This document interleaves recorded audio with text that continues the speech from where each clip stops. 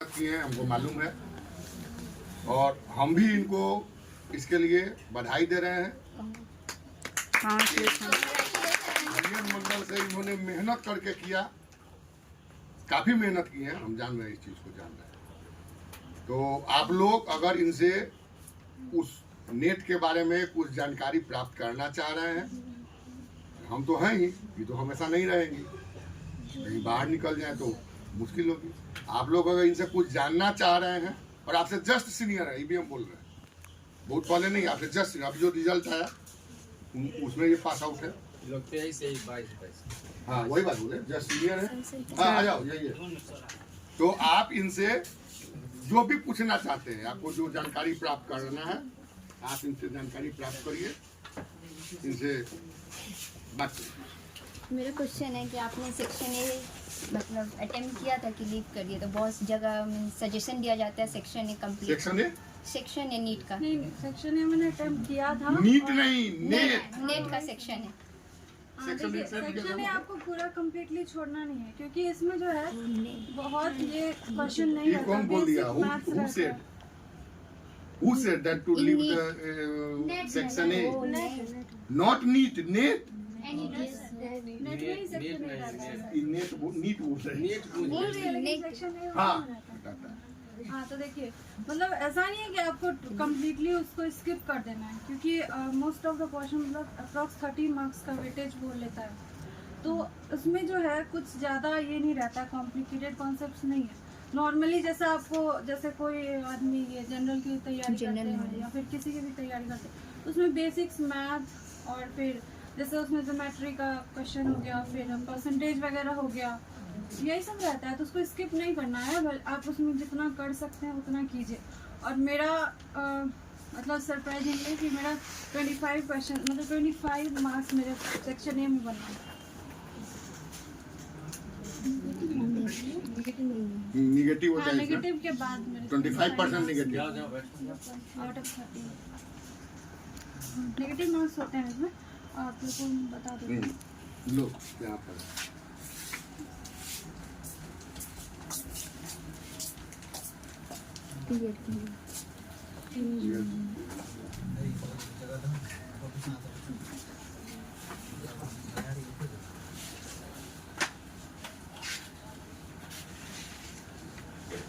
देखिए, इसमें 3 पार्ट्स होते हैं बेसिकली, मतलब पार्ट ए होता है। चलिए उसी से पढ़िए, हम बैठ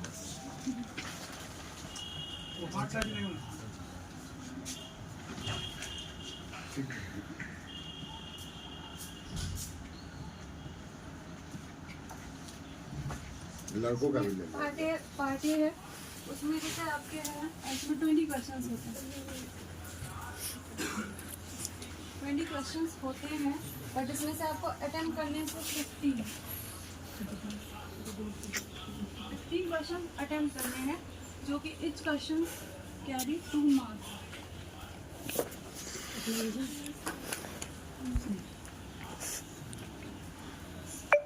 तो देखिए, इसमें 20 क्वेश्चंस होते हैं, जिसमें कि आपको 15 अटेम्प्ट करने हैं, तो ज़रूरी नहीं है कि 15 आउट ऑफ 15 आप अटेम्प्ट कर ही लो। अगर आप 10 क्वेश्चन भी अटेम्प्ट करते हो तो वो भी एक तरह से काफ़ी हो जाता है। तो इसके मार्क्स, इसके 30 मार्क्स हो गए और नेगेटिव मार्क्स है हर क्वेश्चन में। जैसे इसमें ये इच क्वेश्चन 2 मार्क्स के हैं, तो इसका 1/4 जो है वो नेगेटिव होगा, मतलब 0.5 मार्क्स इसमें नेगेटिव मिलेंगे। उसके बाद फिर आता है पार्ट बी।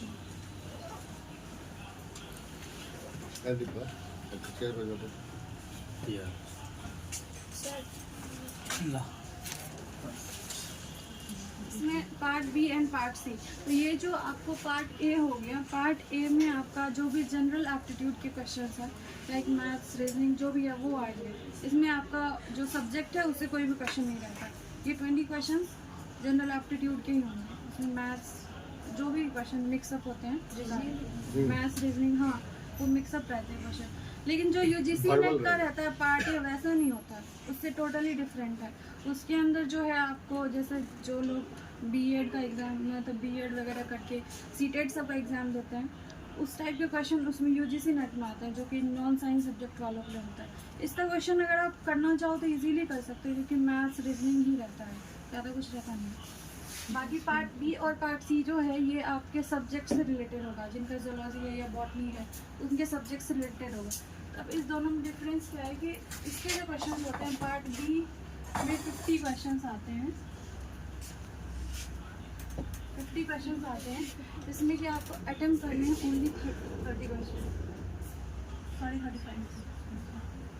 इसमें आपको 35 क्वेश्चन अटेम्प्ट करने हैं जो कि 2 मार्क्स के होते हैं सारे।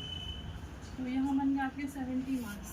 ये 2 मार्क्स के क्वेश्चंस होते हैं। ऑब्जेक्टिव मतलब 1 लाइन या 2 लाइन मोस्टली, 1 या 2 लाइन इतने क्वेश्चंस होते हैं। मतलब इसका जो आंसर भी रहता है और क्वेश्चन का फॉर्मेट जो रहता है वो शॉर्ट टाइप क्वेश्चन, जैसे एग्जाम में आता है ना शॉर्ट लॉन्ग ऐसे करके, तो वो शॉर्ट फॉर्मेट में आता है। चैप्टर जैसे सिलेबस इन दोनों का सेम ही है, पार्ट बी और पार्ट सी जो भी आपके 13 यूनिट्स हैं इसमें जूलॉजी के अंदर। जूलॉजी बॉटनी का एक ही एग्ज़ाम होता है, लाइफ साइंस का। तो इसमें जो है ये आपके 2 मार्क्स के क्वेश्चंस होंगे। नेगेटिव का सब में वही है, मतलब 1/4 नेगेटिव है, तो 2 मार्क्स का हो गया तो 0.5 मार्क्स नेगेटिव। उसके बाद आपके आ गया पार्ट सी। ये आपका मोस्टली जो है बहुत इम्पोर्टेंट पार्ट प्ले करता है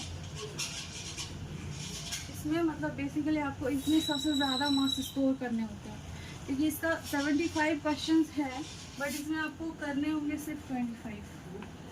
मतलब 1/3 क्वेश्चंस अगर आपको अटेम्प्ट ही करने हैं तो आप लोग सोच सकते हैं कि इसका लेवल क्या रहता होगा।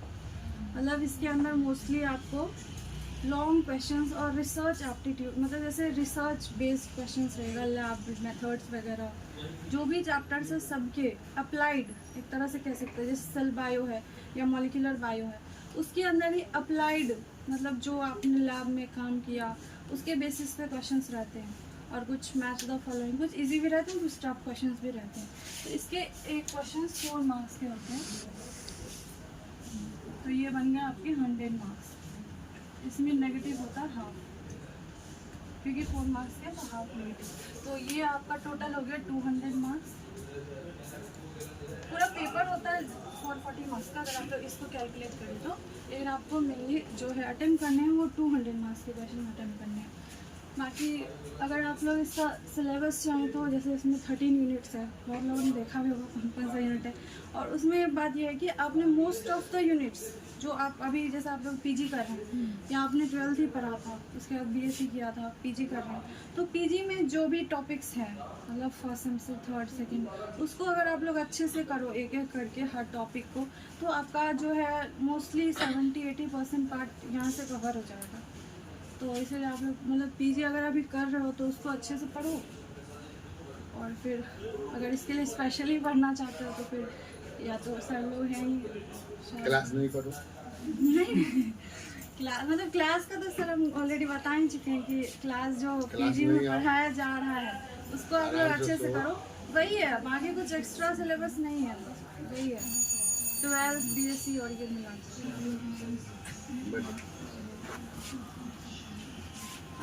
From where do you prepare for this examination? Is there any online app or? Actually मैंने जो है नॉर्मली सर लोगों से भी पढ़ा था, यहाँ पे क्लासेस वगैरह ली, और उसके बाद अगर आप ज्वाइन करना चाहते हैं ऑनलाइन क्लास तो बहुत सारे हैं। मैंने IFS से किया था, बाकी अनअकैडमी है, बहुत सारे प्लेटफॉर्म है जो आप ज्वाइन कर सकते हैं। पार्ट ए का प्रिपरेशन मीन्स कहाँ से स्पेसिफिकली, या फिर जनरल नॉलेज? नहीं, general knowledge he. Part A के लिए बुक आती है मतलब, और वैसे अगर आप वैसे आप बुक लेके सॉल्व करो, वहाँ से आपको इसमें थ्योरी थ्योरी और क्वेश्चंस, हाँ थ्योरी और क्वेश्चंस इसमें आपको दोनों मिल जाएंगे। मैथ ठीक है, सॉल्व करो। अगर मैथ आपका ठीक है जी सर, हाँ कुछ नहीं, बुकलेट खरीदिए, क्वेश्चन खरीदिए एक का और बनाइए। पार्ट ए को आपको बहुत ज्यादा टाइम नहीं देना है, मतलब अगर दिन के आप 1 घंटे भी देते हो डेली। सी पे इम्फेसिस करिए, हाँ पार्ट एक में बहुत मतलब नहीं है, उसके बाद बी पे इम्फेसिस अगर करिए। आप ये करना चाहो तो करें। मेरे केस में हम ए का कभी प्रिपेयर नहीं किए थे। नहीं, अगर मैथ ठीक है तो फिर आपको मैथ्स करने की अगर आवश्यकता आपका नहीं। ठीक है तो आप अगर उसमें आप 15 से 15 नंबर या इससे ऊपर नंबर भी अगर आप इसको अगर आपका मैथ ठीक नहीं है फिर तो प्रॉब्लम ऊपर लगा दी लो। बहुत जगह मीन्स ऑनलाइन में भी क्लासेस करते हैं तो बोलते हैं कि पार्ट ए उतना इम्पोर्टेंट नहीं है, लीव कर सकते हैं।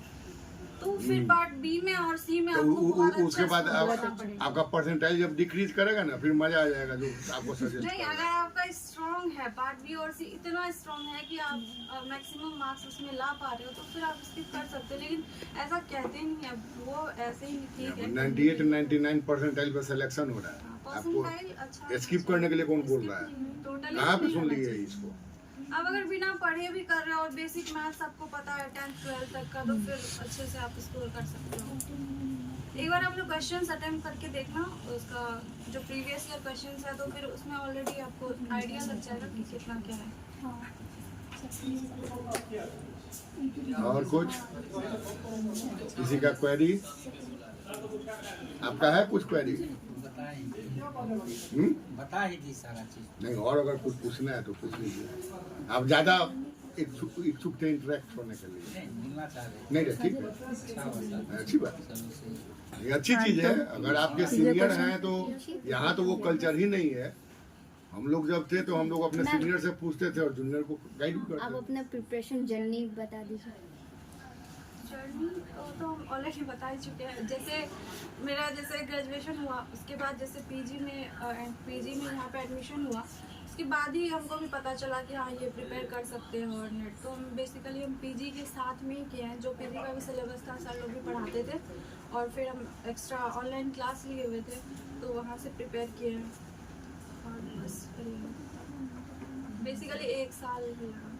24 आवर्स मीन्स कैसे, कितना टाइम देते थे 5 पेपर घंटा, सॉल्व में? 5 घंटा, paper 5 hours sufficient for the selection in the UPSC exams. अगर कोई कहता है ना कि how many hours had you study, तो वो उसका कोई कॉन्सेप्ट नहीं है, क्योंकि आप कितने भी देर पढ़ो उसको आप बहुत अच्छे से फोकस्ड होकर और ध्यान से पढ़ो तो वो काफ़ी होता है। जैसे अभी आप लोग ऑलरेडी क्लास भी कर रहे हैं यहाँ पे, तो आपको जो भी टाइम मिल रहा है फिर भी एटलीस्ट मतलब 7 to 8 आवर्स तो इतना तो देना पड़ेगा फोकस्ड होके तभी, क्योंकि 6 मंथ हैं और फिर बहुत ज़्यादा सिलेबस है, मतलब 13 यूनिट्स को करना और उसको प्रॉपर रिवाइज और क्वेश्चन प्रैक्टिस करना, तो ये थोड़ा सा टाइम टेकिंग तो है।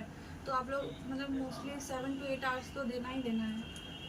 वो आपके ऊपर डिपेंड करता है कैसे मैनेज करते हो क्लास के साथ। और बाकी आप लोग क्लास ज़रूर से ज़रूर अटेंड करो, और सर लोग पढ़ाते हैं तो वो बहुत ज़्यादा हेल्पफुल है। फर्स्ट अटेम्प्ट ही था ना। हाँ, इससे पहले हम दिए थे एक बार ट्रायल के लिए कि कैसा क्वेश्चन आता पेपर आता है। सेम अभी सेशन है, सेम अभी जैसे सेशन। अभी दिसंबर का आने वाला है तो उसमें आप लोग दे सकते हैं ट्रायल के लिए बिना, मतलब अगर प्रिपरेशन नहीं भी है तो उसमें आप लोग फॉर्म डालिए और फिर करके देखिए कि कैसा क्वेश्चन आता है, क्योंकि जो रियल टाइम एक्सपीरियंस होता है ना वो एग्जाम से ही आता है। भले आपको कोई कितना भी बता दे समझा दे, आप रियल में जब एग्जाम दोगे तभी आपको पता चलेगा। अक्टूबर तक टाइम था। मैम जेआरएफ अलग होता है क्या? नहीं, देखिए जैसे अभी क्या है कि मेरे बने थे 95.46 परसेंटाइल और जेआरएफ का एक कट ऑफ होता है जो कि 96.4 गया था मेरे सब्जेक्ट में, तो मेरा इस बार नहीं हो पाया जेआरएफ। लाइक मतलब होता एक ही चीज़ है, बट जो टॉप स्टूडेंट्स होते हैं ना कुछ रैंक तक या कुछ परसेंटाइल कट ऑफ तक, वहाँ तक के बच्चों को लेते हैं। तो बेसिकली जो नेट होता है, नेट एलएस मतलब लेक्चररशिप, तो उसके लिए उसमें आप असिस्टेंट प्रोफेसर बनने के लिए एलिजिबल हो जाते हो। और जो जेआरएफ है, जेआरएफ मतलब एक फेलोशिप, इसके आगे आप पीजी के बाद क्या करोगे, पीएचडी करोगे। तो पीएचडी अगर आप कर रहे हो तो उसमें आपको फेलोशिप मिलेगी गवर्नमेंट की तरफ से, तो वो एक तरह से फंडेड पीएचडी करने के लिए जेआरएफ जरूरी है। अगर आप वो कर सको तो ज़्यादा अच्छा है। नेट जो हो रहा है आज के डेट में 19 बार से, उसके 3 कैटेगरीज हाँ। हैं, ए बी सी। पीएचडी ए जो होगा अगर वो आप क्वालिफाई करते हैं तो वो आपको लेक्चरशिप विथ जीआरएफ मतलब फेलोशिप भी मिलेगा। सेकंड कैटेगरी हो गया जिसमें फेलोशिप नहीं मिलेगा, और थर्ड जो कैटेगरी होता है वो आपका होता है नहीं पीएचडी के लिए इस बार से स्टार्ट किया है, ओनली पीएचडी। अब पीएचडी करने के लिए आपको नेट करना है। फेलोशिप जो होता है, फेलोशिप का मतलब क्या होता है कि once a cut off is determined, आपको वो कट ऑफ है 3%, सुन लीजिए 3% वैल्यू ऊपर से जो होगा नंबर ऑफ स्टूडेंट, उसको वो क्वालिफाई कर देता है। और उस फाइनेंशियल ईयर में गवर्नमेंट ने जितना फंड उस रिसर्च के लिए ग्रांट किया है CSIR को, उसके अंतर्गत जितने लोग आएंगे उतने परसेंटाइल को वो जीआरएफ देते हैं। ठीक है, GRF जो आपका होगा 3+2 5 वर्ष के लिए वैलिड होगा, 3 वर्ष और प्लस SRF 2 वर्ष 5 वर्ष। क्लियर? तो और कोई परेशानी है इसमें? ये क्लियर हुआ? और ये कट ऑफ डिटरमाइन होने का, हाँ उसमें एक शर्त है, age is not exceeded up to the 28 year. 28 ही ना जी, 28 ईयर से ज्यादा नहीं होना चाहिए। नहीं इसके लिए नहीं, ओबीसी के लिए नहीं, ऐसे नॉर्मल हाँ जनरल के लिए। तो अभी तो आप लोग के पास बहुत टाइम है, मतलब आराम से ठीक है। प्रिपरेशन कर सकते हो। और अगर आप नेट के लिए प्रिपेयर करना चाहते हैं, मन में अगर इच्छा इनको देख के जगह कुछ थोड़ा सा, तो सबसे पहले आप पूरे सिलेबस को थॉरो पढ़ें। और कहाँ से पढ़ें? एनसीईआरटी से पढ़ें। हम साथ साथ बोल रहे हैं और बार बार बोल रहे हैं, पहले 11th और 12th का एनसीईआरटी आप लोग एटलीस्ट थॉरो पढ़ें। 5-6 बार जो है उसको पढ़ लेना है बहुत अच्छे से, मतलब एक एक पॉइंट सब कुछ क्लियर है। बेसिक सबसे वही है, अगर किसी का क्लियर है 11th 12th एनसीईआरटी पूरी तरह से, तभी वो कोई आगे बुक्स ले या फिर पूछें या फिर उसके बाद आप दूसरे ऑप्शंस हैं जो आगे आप कर सकते हैं। बेसिक वही है, अगर आपको 11th 12th क्लियर नहीं है तो फिर आगे आप नहीं कर पाओगे। उसके बाद आप जाएं सी ग्रुप पे। एनसीईआरटी जब पढ़ेंगे तो बी आपका बहुत सारा चीज ठीक होने लगेगा। फिर आप जाएं सी पे। सी पे अभी बोल रही है सही है, 13 सेक्शन है, ऊपर का 4 और नीचे का 4 में से पहले जो सेलेक्ट करना है कर ले। जो भी सेलेक्ट करना है, ऊपर 4 या नीचे 4, उसको पढ़े। पढ़ने का मतलब कौन पूछिए कि समय कितना होगा, आप पूछिए। समय का कोई मतलब नहीं होता है, वो सब फालतू है, फितूर का बात है। आपको जितना देर पढ़ने का इच्छा हो, मतलब जितना देर वो चीज दिमाग में घुस रहा हो, पढ़ने का मतलब किताब लेके बैठने का मतलब हम नहीं बोल रहे हैं, क्वेश्चन बनाने का वो फिर अलग है। पढ़ने का मतलब जो आप अंडरस्टैंड कर रहे हैं, जो किताब में पढ़ रहे हैं। और वो अगर 3 से 4 घंटा आप पढ़ लीजिएगा तो 5वां घंटा आपको